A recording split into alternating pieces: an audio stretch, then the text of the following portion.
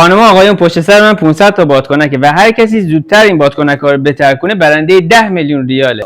به خدا قسم این انقلاب مفت و مجانی دست ما نیومده و ما در اینجا 4 تا شرکت کننده داریم که من از بین این 4 تا شرکت کننده کلا 2 تاشون رو میخوام. برای همین یه چالشی براشون گذاشتم اینجا با 8 تا بادکنک که توی این 8 تا بعضیاش پوله، بعضیاش پوچه و بعضیاش هم کلید مرحله بعده. حالا بریم که ببینیم کی خوش شانسه. با محدثه شروع میکنیم.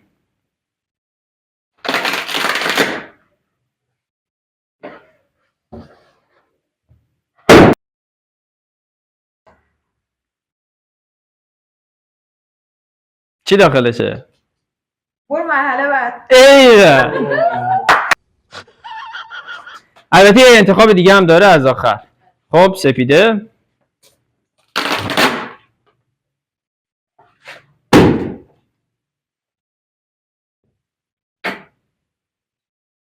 هیچی نداشت؟ پوچ بود؟ محسن.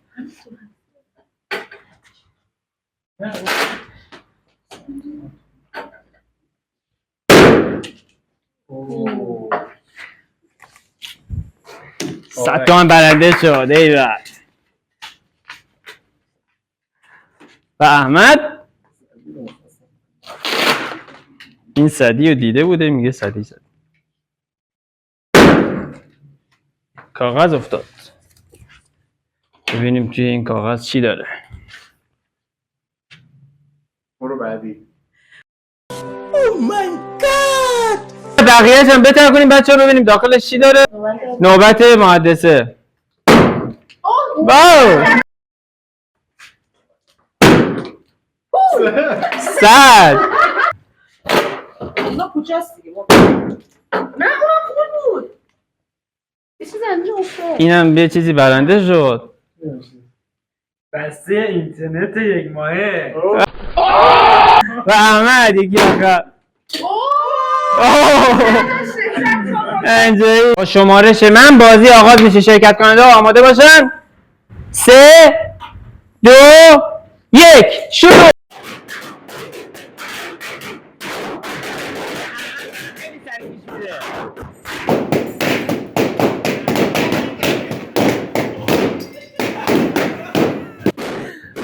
برو بعدی. چوب بردار. چوب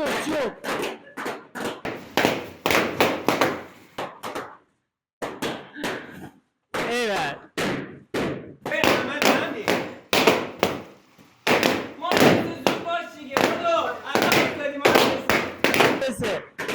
محدثه داره عقب میافته. بزن احمد بزن. 2 hours later ببینیم کی این 10 میلیون ریال برنده میشه. از گیر کرد. چون احمد گیر کرد. مهندسه بود احمد گیر کرده. زود باش. چیزی نمونده احمد زود باش. احمد قریاشه. مهندسه عقب افتادی. بدو.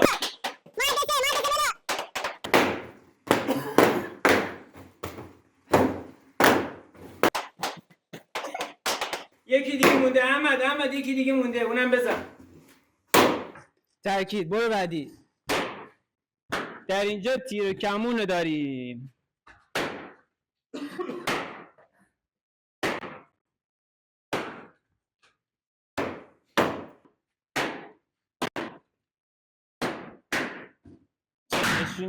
نگو وای برگام وای پشمام، بگو چه جالب. شرکت کننده بعدی هم رسید.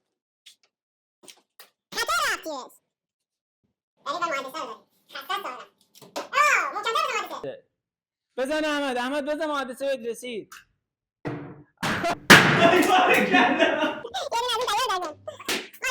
محدثه بزن.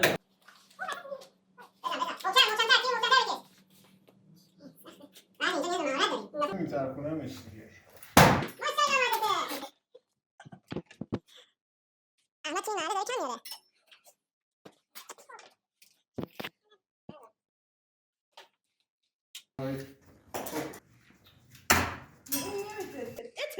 تأکید. برو بعدی. محدثه عقب افتادی. بدو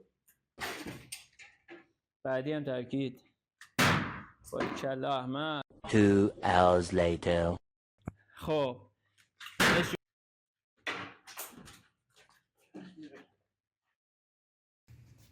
بدو مهندس، بدو تیراشون تموم شد، به حال چوبا رو برمیدارم. بدو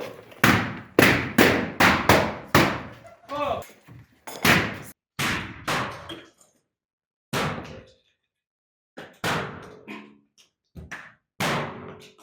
احمد آخریشه. بدو بزن احمد بزن احمد.